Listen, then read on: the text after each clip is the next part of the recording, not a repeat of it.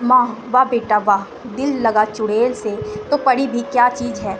ये कहावत चरित्र कर दी तुमने, एक से बढ़कर एक अच्छे रिश्ते ठुकराकर तुमने उसे पसंद किया। याद रख, बिना सास वाले ससुराल में दामाद की कोई पूछ नहीं होती। माँ, इसका दूसरा पक्ष भी देखो, बिन माँ की बच्ची है, तुम माँ बन जाना और वह बेटी बन जाएगी। मुझे ना पढ़ाओ ये प्रेम का पाठ, तुम्हारी पसंद है तो तुम ही संभालना, उन्होंने कहा। समीर ने सोचा कि माँ यूं ही गुस्से में कह रही है, साथ रहते हुए नीरू के प्रति स्नेह जरूर उमड़ेगा। पंडित जी ने विवाह की तिथि निकाल ली और नियम समय पर सब संपन्न हो गया। नेहरू भाई बहनों में सबसे छोटी थी, उसके पग फेरे तक बहनें रुकी। उसके बाद ना ही किसी ने बुलाया और ना ही वह गई। समीर के मुंह से उसके हंसते खेलते परिवार की इतनी चर्चाएं सुनी थी कि विदाई पर एक बूंद आंसू ना गिरे थे। उसने हमेशा से ऐसे ही खुशहाल परिवार के सपने देखे थे। अब वह सपना सच होने जा रहा है।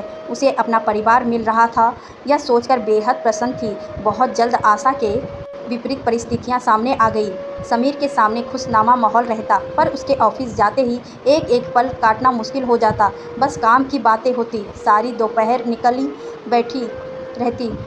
एक करवाहट की दीवार थी जो सुभद्रा जी व नीरू के बीच बुनी हुई थी। मुंह खोलती तो बस विरोध जताने के लिए, भले ही मुद्दे अलग अलग होते, कभी प्रेम विवाह की बुराइयां तो कभी कुकिंग के तरीके पर उद्देश्य, तो कभी मायके वाले की बेरुखी की चर्चा। मतलब साफ था कि इस रिश्ते को उन्होंने मन से स्वीकार ना किया था।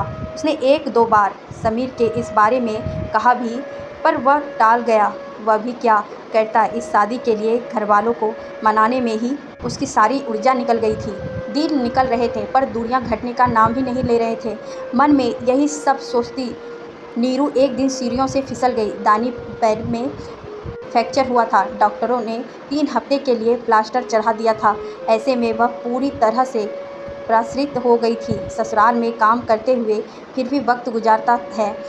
अब मरीज बनने के बाद उसे दिन पहाड़ से लगने लगे थे। ऊपर से जब तक रिश्तेदारों के फ़ोन आते रहते, सासू माँ के मायके वाले भी उटपटांग सलाह दिया करते। आज भी उनका मायका आबाद था, उनकी ओर से हर तीज त्यौहार में बुलाया आता था।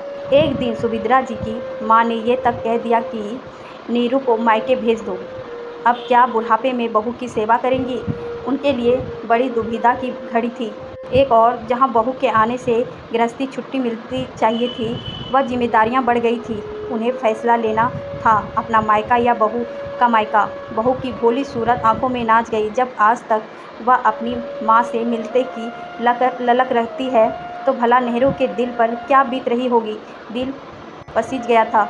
वह भी तो एक माँ है, उनकी बहू को माँ चाहिए, सास नहीं। आखिरकार उनके अंदर की सास को हरा कर माँ की ममता जीत गई थी।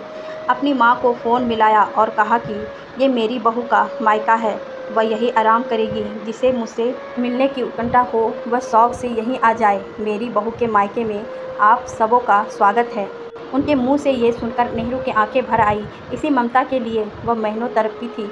समीर की बातें सच साबित हुई थी कि देखना, एक दिन माँ भी तुमसे प्यार करने लगेगी। महीनों के अंतर्मुक्ति से सुभद्रा जी को विराम मिला था और नेहरू को अपनी माँ समीर ने भी चैन की सांस ली थी। उनके विश्वास की जीत हुई थी। सबके हृदय में प्रेम ने घर बना लिया था।